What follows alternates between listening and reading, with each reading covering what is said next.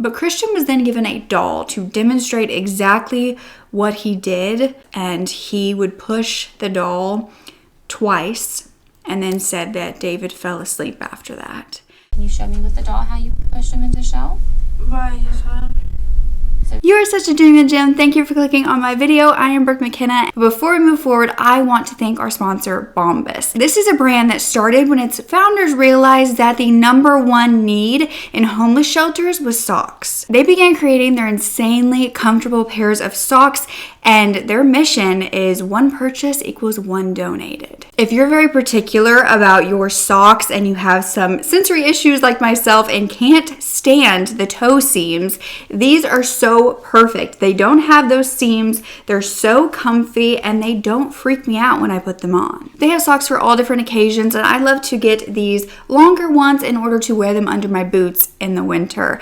But they also have a 100% happiness guarantee for free returns or exchanges if you don't enjoy what they have to offer. They have already donated 140 million clothing items to those in need, and they're also donating underwear and t-shirts as well. So whatever you purchase on their website, they are going to donate 1 item to a homeless shelter. It's incredible. Their new holiday drop actually has the softest and the warmest for the season yet. I can also attest that the plush cozy slippers that I just took off my feet are a go-to. So much better than having to get out of bed and step immediately on cold floor. And Bombas makes a perfect Christmas gift or a stocking stuffer, so I really hope none of my family is watching this. So Bombas is giving my subscribers who are first-time customers 20% off their first purchase. You just go to bombas.com/Brooke and use Brooke20 for 20% off. Now let's get back to the story. So the story starts on August 14th of 2008 when David was born to Makenna and Louise Galarga. Now he was actually the youngest in the family at that time. But in 2011, he was 3 years old, and at this time his father had actually passed away, and his mother was a single mother, and they were living in Jacksonville, Florida. So David actually had a 4-year-old sister, a 5-year-old brother, and then a 12-year-old brother. But on March 14th of 2011, this 3-year-old little boy, David, with a blue cast covering his entire left leg, was found unconscious. Around 3 p.m., Makenna entered the St. Luke's Hospital with her unconscious child, David. And she also had her daughter with her as well, who has been referred to as Elle. So Dr. Beth was the ER doctor at St. Luke's and would see them, would ask what happened, and Makenna would tell her that David had fallen off the top of their bunk bed. But Dr. Beth was very suspicious of this. As the doctors worked to assess David, they also reported him and his mother to the Jacksonville Sheriff's Department. So Makenna was talking to the officer who arrived at the scene, who was D.S. Hunter, and she stated that she was in the kitchen, David was in the room where he slept with his other siblings, and that Cristian, his oldest sibling, was watching TV, flipping through the channels, when all of a sudden, David, who was playing from the top bunk, would fall right on his face. Now, Cristian called out to his mother. She rushed in and started searching the internet for medical advice because he was not waking up and he was actually bleeding from his nose. At this point, David had to be taken by helicopter to the Shands Jacksonville Medical Center Trauma Unit, and Makenna was told by the doctors that they didn't think David was going to make it. Doctors found it very odd as she responded, "I've been through worse." So at this new hospital, she would continue talking to the officers, and that is when she would say that she waited around 2 hours to bring David in because she didn't want people to think that she was this neglectful mother or abusing her children. So she did wait, but after those 2 hours, she said she entered the hospital. But months prior, the Jacksonville police would realize that they had received a report of a 2-year-old's leg being broken. This was David. And when they went to investigate at that time, the doctors told them that the mother had brought him in. His femur was broken in 2 different places. And when asked what happened, Makenna told them that he fell from the monkey bars in the playground. It was a complete accident. But only 6 weeks later, David was barely alive. By the next day, Makenna was taken down to the Jacksonville Sheriff's Office, and that is when she found her other son in custody. She had one son in the hospital, but her eldest was in custody of the police. 12-year-old Cristian Fernandez was already there, and he had confessed to smashing his little brother's head into the bookshelf. This was not an accidental fall.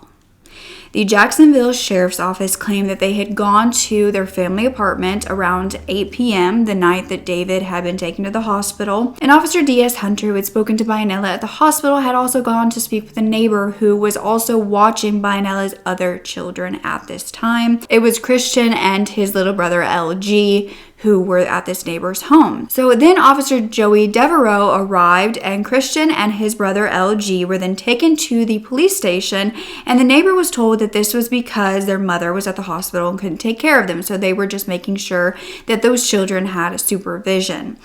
But Makenna was not informed that her minor sons were being taken anywhere. Inside of the apartment, when the investigators did go to look in the children's room, they found that there was blood all the way across the room, as well as vomit. So Cristian was separated from his younger brother and taken into the interrogation room and just left there for about 20 minutes before anyone came in to see him. So officers were listening to what he was saying and what he was doing, and he ended up mumbling to himself something along the lines of David, bookshelf, twice, pow pow. David is the bookshelf, twice. Detective Michelle Soling would be interviewing him. He would be questioned without an attorney or a parent or a guardian, and so he was told that he doesn't have to talk to the detective, but she wants him to talk to her. He was read his rights, he was asked if he understood, and he said yes. You're 13 years old. I'm 12, and Yeah, that's what I'm saying, 12. Okay, all right. So Detective Soling began to ask him about David's broken leg, and Cristian stated that it actually broke while they were doing yoga together in their room. That Cristian put David's legs up behind his back like the Indians do, and that he had seen it in this book, and he was trying to demonstrate it to the officer. He had done it as well, and so when he put his brother's legs back, he didn't realize it was hurting him because it didn't hurt him, and he said he stopped when his brother started crying, but he didn't know he had broken his leg. When Detective Soling asked Cristian what he had told his mother after he had broken his brother's leg, he said, "I don't remember the story that I made up before." He said that his mom had told him afterwards to say that David fell on the monkey bars, and when asked if he had lied, he agreed. Cristian was then asked about that morning when David fell unconscious. Cristian said that he put him to carry books and that they fell on him and he fell, and that Cristian then took the books away and he was sleeping. Now, Cristian was adamant at this time that he was telling the truth, even when pressed over and over again that the injuries didn't look like that is what occurred. But after a few hours of questioning, the Detective Soling asked if he had slammed his brother on the ground, and he said no. When asked if his mother did something, he said no, that he did. When the detective began to show sympathy for Cristian, this 12-year-old boy, that is when he said that he pushed his little brother up against the bookshelf. When he was asked what David was doing that prompted this, he said nothing, that he was angry with his stepfather for things that had happened before. And remember, at this time, the stepfather, so David's biological father, Cristian's stepfather, had passed away. So he was not even in the home at this time. What happened to the side of his head? I pushed him against a bookshelf. Okay. Where's the bookshelf at in the room? In front of my sister's bed. In front of, does she have like a twin bed or a toddler bed? A toddler bed. Okay, so it has like the crib mattress on it? Mm-hmm. Okay. So there's a bookshelf in front of her bed? And how did you push him in it? Like, what was he doing for you to push him? Nothing. Why'd you push him? Are you angry about something? Yes. What were you angry about? Well, my stepdad did it to me Why were you angry about that tonight? because I was thinking about it. How many times did you push him into the shelf? Twice. You pushed him pretty hard. Well, what do you think? Did you push him pretty hard? Did you say anything to him when you pushed him? You tell me. What'd you say to him? too? Yeah. What'd you say? I didn't say anything to him. But Cristian was then given a doll to demonstrate exactly what he did when he slammed David into the bookshelf. And he would push the doll twice and then said that David fell asleep after that. When the detective was asking why there was blood across the room when they went and searched the apartment, he stated that he had dragged David from the bookshelf to the bed and he was bleeding from his nose and his mouth. When asked if he normally hurt people when he got mad or if he hurt his siblings, he said normally he didn't because he was alone when he would get mad. He said he wasn't trying to hurt David when he broke his leg. He didn't know that his bone was going to do that because he said that no Indians who did it broke their bones. The interrogation lasted 3.5 hours in the early morning hours of March 15th, and he was arrested at 4:05 a.m. So now a 12-year-old was being handcuffed, and his mother had just been brought to the station and informed that one of her sons was being charged with the attack of another of her sons. So Makenna was released at this point, and she was going back to the hospital to be with her dying son, David.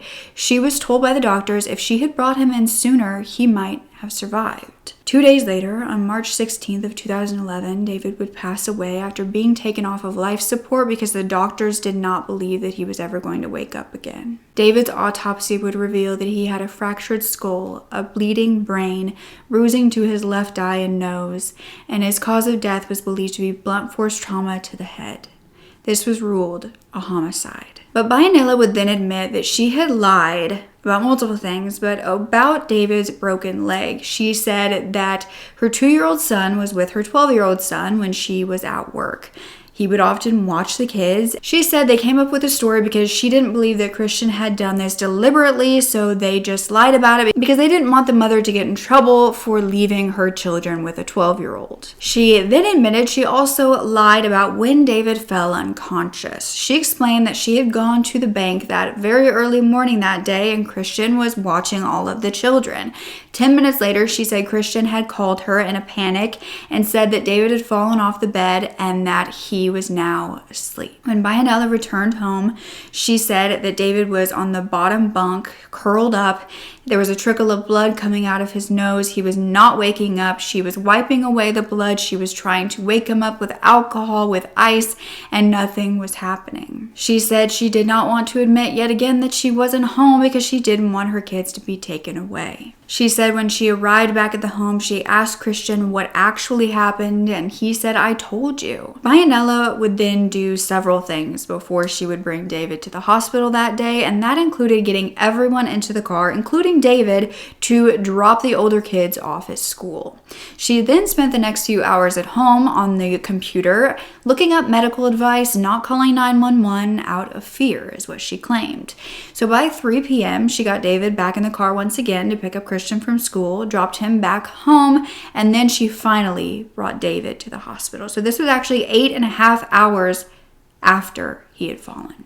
And that is why doctors believed that he had passed, because she hadn't brought him in soon enough. But as far as the fall, and investigators believing that this was not a fall, this was an intentional murder by a 12-year-old boy. They were looking into Cristian's past, and he and his mother had a history with the Department of Children and Family Services. When he was just 8 years old, DCF had investigated his home life after he had gone to school and was exhibiting disturbing behavior. He was simulating a sex on a male child twice his age, and he had also told a school psychologist that he had killed a pet kitten by punching it and slamming its head into the ground because it had scratched him. At this point, due to his behaviors, he was sent to the Dominican Republic to live with his grandmother during this time. Neighbors of the family had different versions of who Cristian was and the Cristian that they knew. One neighbor said that Cristian was very quiet and withdrawn and never had a violent side, but another said that they watched him in the apartment complex laundry room, taking the neighbors' clothes out of the washer and dryer one by one and just throwing it over the fence. Officers said while taking Cristian into the department and questioning him, he was very respectful. He was compliant, and he spoke to his little brother most of the time and was very sweet. Cristian had also mentioned that he had once been told by a counselor that you've got to suck it up. and get over it about his feelings when he would try to get help. But the next month, by April, Baianella's remaining 2 children had been taken by DCF, and she was not allowed to see Cristian in custody. Then an arrest warrant was actually issued for Baianella Susanna for aggravated murder due to negligence playing a role in the homicide of David. Her bond was set at $1 million, and it was found that the day of David's accident, which according to Baianella happened that morning, she had searched on the computer when someone gets knocked out at 10:54 a.m. Then the next minute she searched injury, aches, concussion. Then at 11:03, how to wake someone up from a concussion. She had then attempted to call the pediatrician but didn't get through. And her computer showed at this time, 11:27 a.m., she had downloaded a music album. Then she watched some YouTube videos. And at 2:39 p.m., she searched health, concussion, and symptoms. At 2:51 p.m., she searched wikipedia.org/coma. And at 3:07, she searched this for St. Luke's Hospital. Then finally, she went, which is of course the 8.5 hours later instead of the 2 hours she had first admitted to. Now, when Baianella was charged and arrested, she actually begged the judge to let her bury her child. David had not yet been buried, and she said that giving up on her children was not an option. She hadn't been able to see her living children since they had gone into foster care, and she truly feared that they would think that she abandoned them. Now, she had a history of an abandonment in her past, which we will get into, and so this was extremely hard for her to know that her children were in foster care. But she was then told that her parental rights had been terminated and her children were being put up for adoption. She was also told that her son, David, had been cremated by the state and the ashes were being held. So she was not going to get to bury her son. Meanwhile, her eldest son was going to be prosecuted as an adult for the murder of her other son. A grand jury had indicted him on charges including first-degree murder. He was the youngest person in Jacksonville to ever be charged with this. He was also then charged with the sexual assault of his 5-year-old brother, who had told a psychiatrist that Cristian had done this to him. Cristian was then transported from a juvenile detention center to Duval Jail in the juvenile section. In August of 2011, Baianella would give an interview while in jail herself, and she was asked, "Do you blame Cristian for David's death?"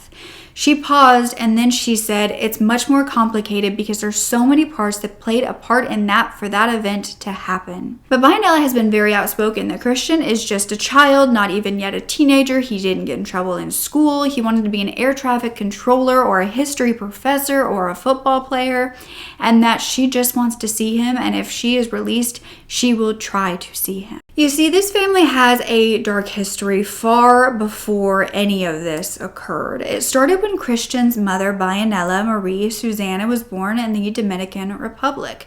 She spent her first 8 years of life there, and she was living with her grandmother. It was said to be a very safe and loving environment for her.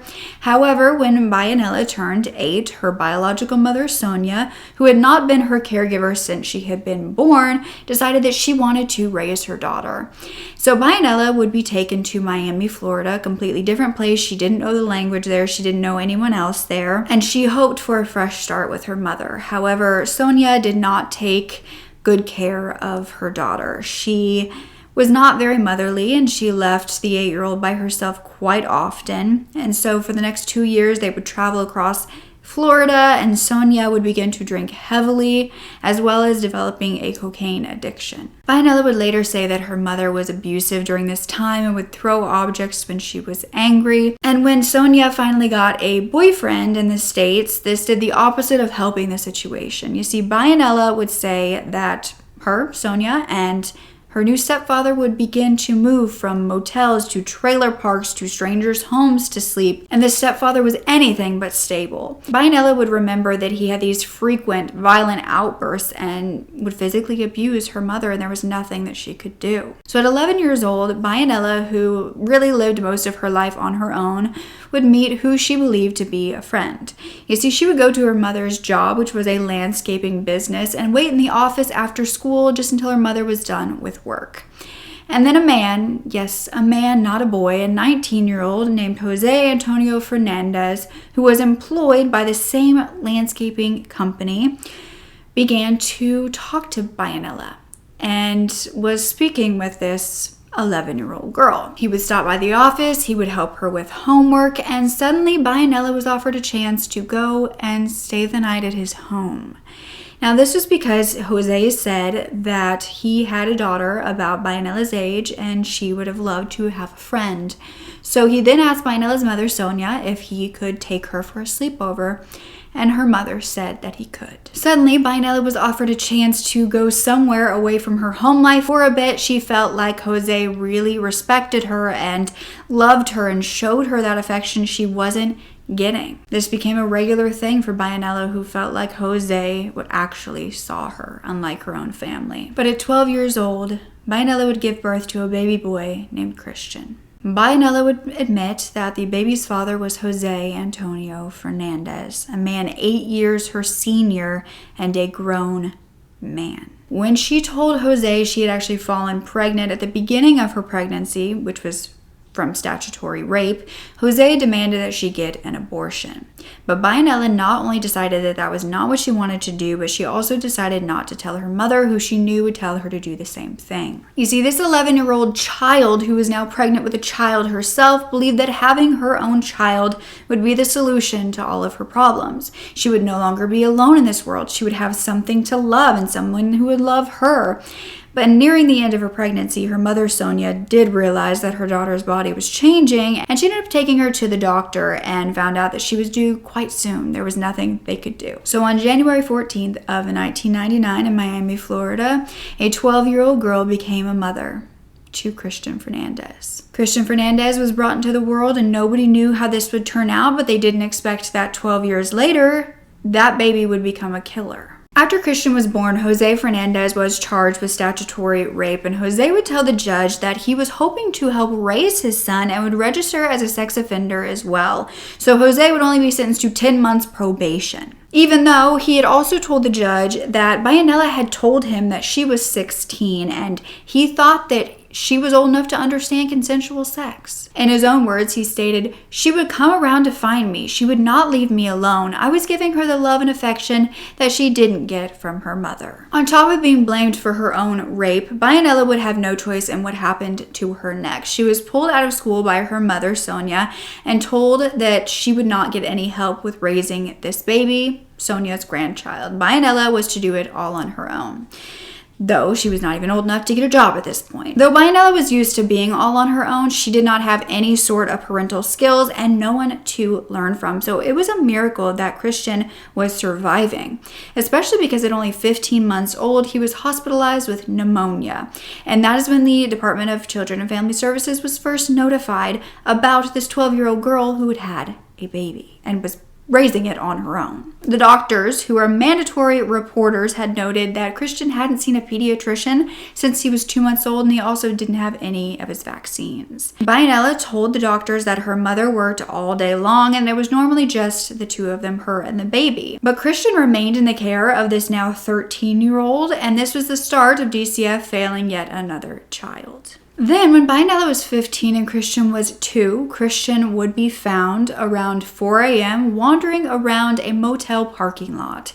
He was actually naked, dirty, and very hungry, and his grandma Sonia was informed because she was staying at this motel, and she was found in one of the rooms, but she was unable to take him because she was drunk and high on cocaine, even though she was the one babysitting him at that time. Inside the room, they found a baby bottle that was actually covered in worms. She said that Bianella, the child's mother, was actually at a sleepover with her friend during this time. So given that Sonia was the caregiver that night, she was charged with child neglect and drug possession and did just a very short stint in jail. Authorities didn't even think to give Cristian back to his mother, Bianella, due to the fact that she was 15 years old and she was living with her mother, who was just put in jail, but also the fact that since Bianella was only 15, she was also going to be taken away from her mother, meaning that Bianella and Cristian were then placed in foster care. Cristian was then placed with his step-grandfather, so Sonia's new boyfriend. The step-grandfather really wanted nothing to do with raising Cristian, and as soon as Sonia was out of her short jail stint, she was handed Cristian to raise. So eventually Cristian and Makenna were back in the care of Sonia, and 3 years after Cristian's birth on March 19th of 2002, DCF was contacted by a witness who believed that Cristian was being neglected. His family was living in a trailer park, and witnesses claimed that there were drugs involved.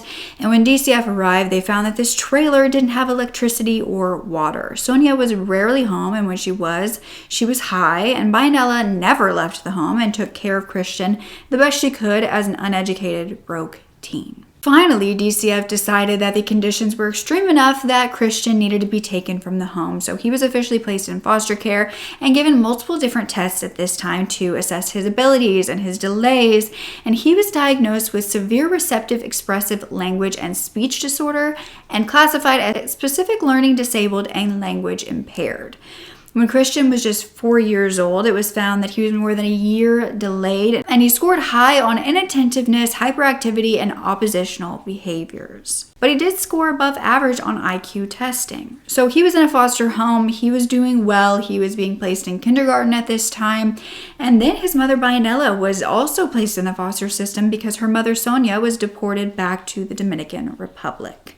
So Makenna and Cristian were in different foster homes until Makenna would get a visit with her son, and when she entered the foster home that he was in, she actually saw a different foster placement her son. Makenna then demanded that Cristian be placed in the same foster home that she was in so she could help to take care of him. DCF surprisingly listened to this, and Makenna began to take her role as a mother even more seriously than before. She was in a stable environment with her foster parents, and due to those foster parents, she was actually able to learn some different parenting skills, how to be a better mother. Cristian and Makenna stayed in their own room, and Cristian was being put through therapy for the sexual abuse. Makenna started up the education that she had had to give up, and they were on a good path. Things were really looking up until their foster mother would actually die of a heart attack right in front of Cristian, and so they had to be moved to a different foster home, and Makenna decided at this point she would get a job to save money to move her and her son out of foster care. At this point, she was almost 18. Cristian was almost 5. She was about to age out of the system, and she wanted him to come with her. So Makenna worked at KFC as a cashier while she was getting her GED, and when the foster care counselor would speak to her, the counselor would report that Makenna is a very caring mom but needs to be more stern. She has difficulty making decisions. She is easily overwhelmed emotionally. She is prone to spend much time ruminating about a situation. But as Makenna was aging out of the system, she had earned enough money to take her son with her, promising Cristian that she would never let him go back to foster care. They got their own place, their own car, and soon enough, Makenna would meet Luis Alfonso Galarga Blanco. He was 26 years old, 7 years older than her. He worked construction. He seemed stable, mature, and he was good with Cristian. When Cristian was 6 years old, Makenna and Luis got married, and then Makenna, who was already pregnant with their first child, had her second son, LG, and so then between the ages of 19 and 23, she would also give birth to a daughter, Elle, another son, David, and it appeared to outsiders that her life was looking up, but Luis was not the Prince Charming that she had fallen for or that she had hoped for. He had quite the temper. He was often lashing out at his wife and his kids, and before she knew it, she was in the middle of a domestic violence situation, and her children were exposed to it as well. It was said that Cristian took this change extremely hard with this new stepfather and all of these siblings, and she was having to share her, and also having to deal with the fact that his stepfather was abusive. Now, like I told you before, when Cristian was 8, the family was investigated by DCF after Cristian was experiencing very disturbing behaviors at school. And so they had actually gone to his home and they had investigated his home life, and they had found that Cristian had actually been sexually by his 12-year-old cousin at this time. So when DCF social workers talked to Luis and Makenna about if this was a safe environment for Cristian, Luis was saying that he was gay, but the family decided that he needed to move away to be cured, and so he was sent to live with Sonia, the grandmother in the Dominican Republic, a woman he hadn't seen in years, who had neglected him before when she had him in her care, but he stayed there for around a year. Not much is known about what actually happened during that year, but when he returned to living with his mother and his stepfather and his 3 half-siblings in Florida, his mother was actually working 2 jobs. She was answering phones, she was cleaning motel rooms, and Louise was the stay-at-home dad. No one knew what Cristian was enduring at this time, at least not until October 22nd of 2010. When Cristian was 11 years old, he was attending the Jose Marti Middle School, and Makenna would be called to the school, informed that there was a problem with Cristian.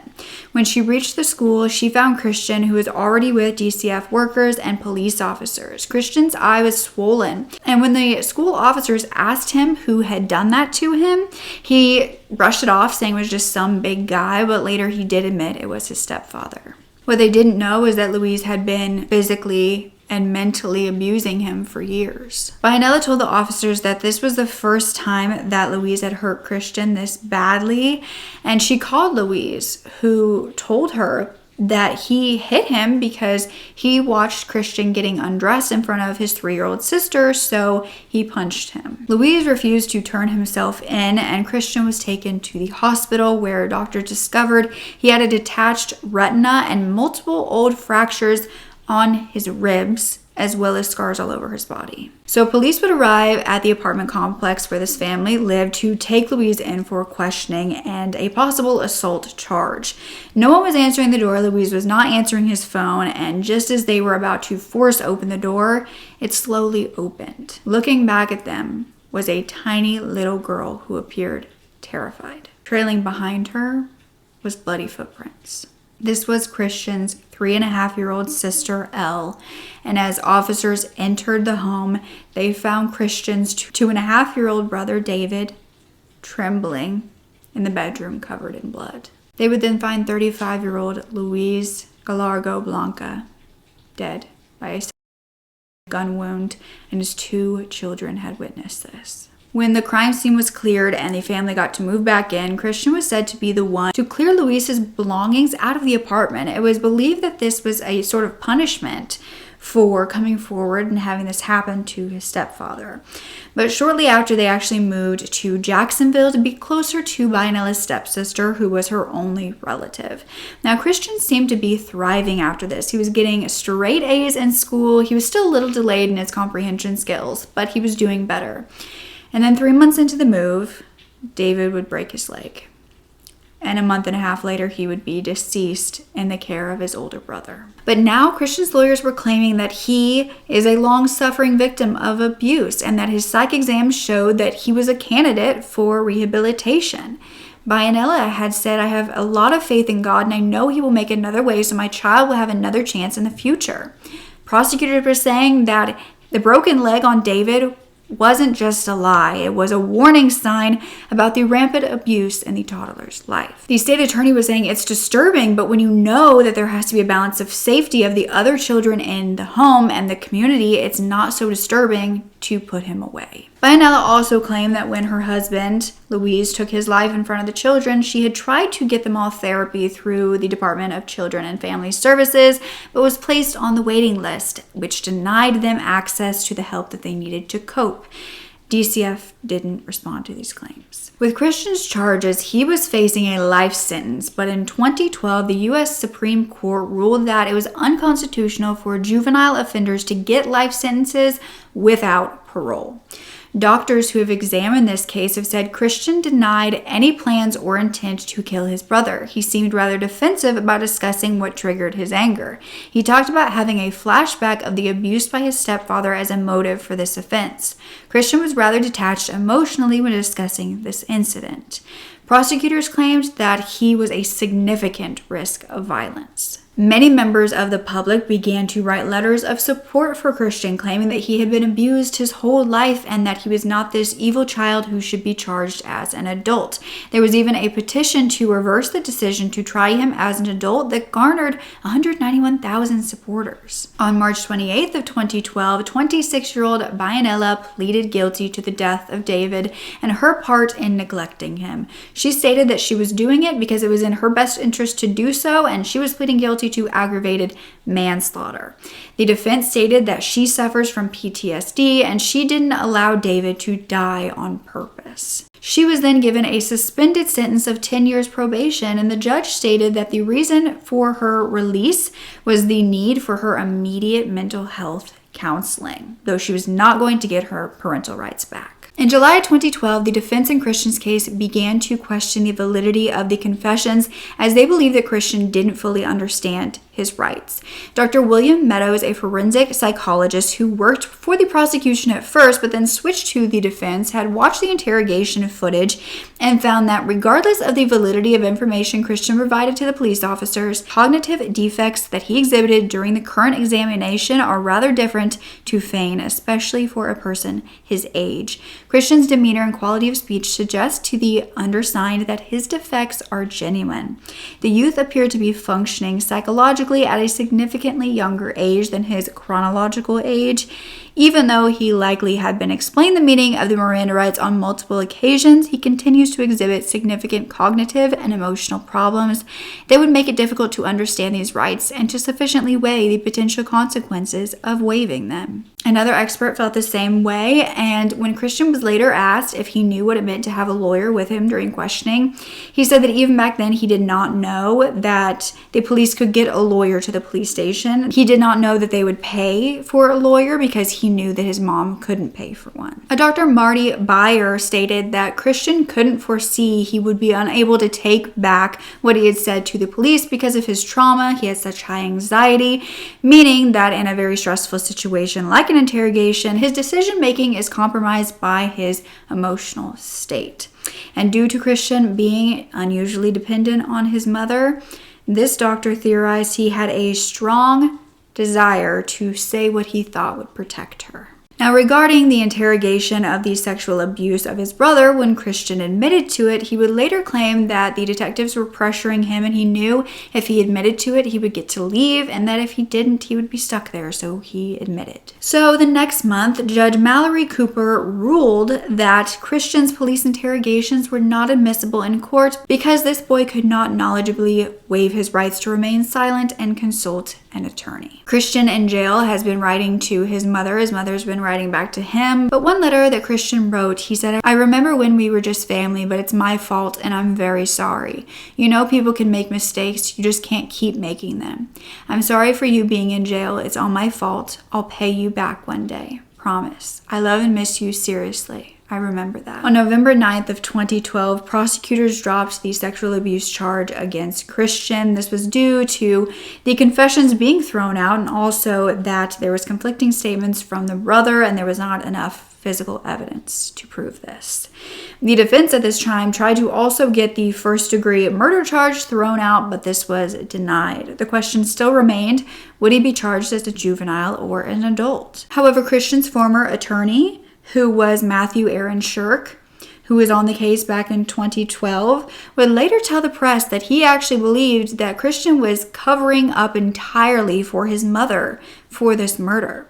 He claimed that when he talked to Cristian had told him that he woke up that morning, his mom was in a fit of rage, screaming, and he claimed he saw his mother hitting David with a hairbrush over and over.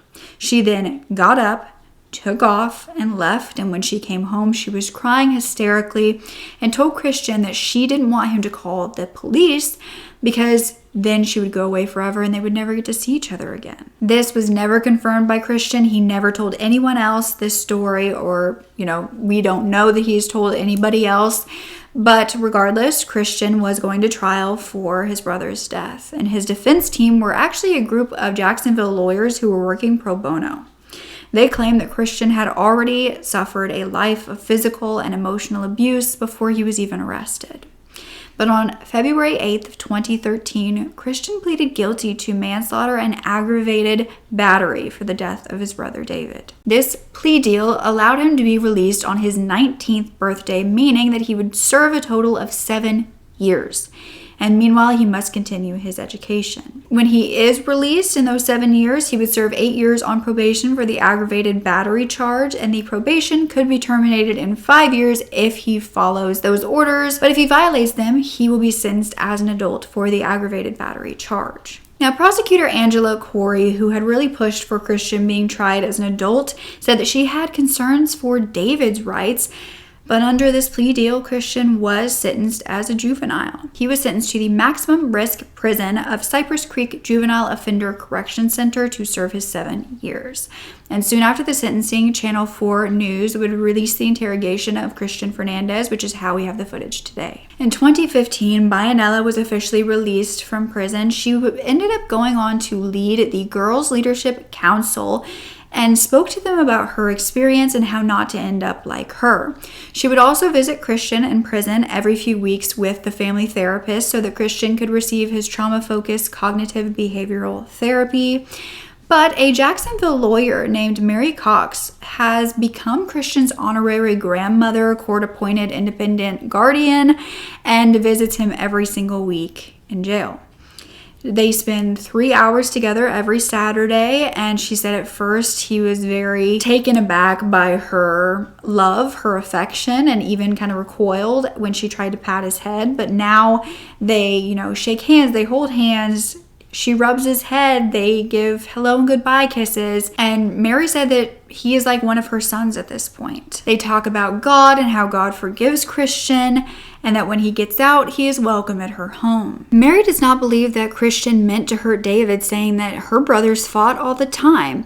She said that even though Cristian will have his probation where he's not allowed to be around minors, that she would love for that to be relaxed because she would feel so comfortable with Cristian playing with her 1-year-old and 3-year-old grandsons. She said that Cristian talks about getting a job to pay back his lawyers, and she has always told him that the way to pay them back is to do well and to be somebody. 3 years later, in January 2018, Cristian Fernandez was released on his 19th birthday on probation. The terms for his probation were to maintain employment or to be a student, to continue treatment, to have no contact with his siblings unless they want to, and no unsupervised contact with minors under 18 without approval. Then, a judge agreed to actually suspend some of the terms of their probation after hearing from his lawyers it would be meaningless to enforce those due to the circumstances that Justin was having that have developed in the past several months. His lawyers were very cryptic about this. Those circumstances were never specified. They simply claimed that some of the terms of the probation were unrealistic and problematic due to some recent developments. A Jacksonville law and safety expert named Dale Carson stated that as tragic as this case is, he was abused when he was younger and in turn abused others, and you can't simply go back. Even if you incarcerate someone for 7 years in a case like this, you can't fix that. Shockingly enough, the next year, attorney Mark Shirk, who was the one who claimed that Cristian had told him that his mother was the real killer, would ask Cristian to testify on his behalf. You see, he was undergoing a state ethics commission investigation on the potential violation of attorney-client privilege. He wanted Cristian to testify as his only witness. He was told that Cristian would not do this because it would harm his recovery, but attorney Shirk had admitted to guilt on 2 counts that he had hired and fired women based on their appearance, and that he also drank alcohol in the office, and the 3rd complaint was the violation of attorney-client privilege since he had gone and talked about Cristian Fernandez's case in the news. He at first admitted guilt to the violation, however, he now insists that he's innocent. Mark Shirk stated that Cristian had waived his attorney-client privilege. The judge ruled, though, that Cristian didn't understand his rights. The last we've heard of this family is in January of 2019 when Makenna was arrested for a DUI because she was found asleep at the wheel of her car. Her emergency lights were flashing, her engine was running. She denied being asleep to the officer, and there was damage to her front car, which she said was from a possum. Makenna stated she was coming home from work at the bar. This, like I said, is the last time that we have really heard anything as far as in the press from this family. Cristian's lawyers have stated from his release that he will be doing no interviews, and so far they have kept that promise. Will Cristian Fernandez ever speak out? Is there any truth to his mom's responsibility in this death? Will the next time we hear about Cristian Fernandez be when he's in trouble with the law once again? Do you think that he has been rehabilitated, can be? Do you think his mother should have a stronger sentence, even if she wasn't the one to actually beat her child to death, even if it was just the negligence, due to her putting David in this situation with his angry brother?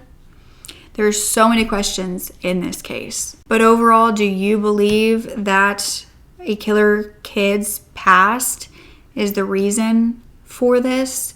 Do you think that he is evil? Do you think he will commit again? And I just want to say rest in peace, David. I'm sorry that this happened. I truly am. I do have a playlist of kids who kill if you would like to dive more into that. We go into psychology in a lot of those cases and just the reasonings behind why this happens. So yeah, don't forget to speak up. Your voice is powerful enough, and I love you to absolute pieces.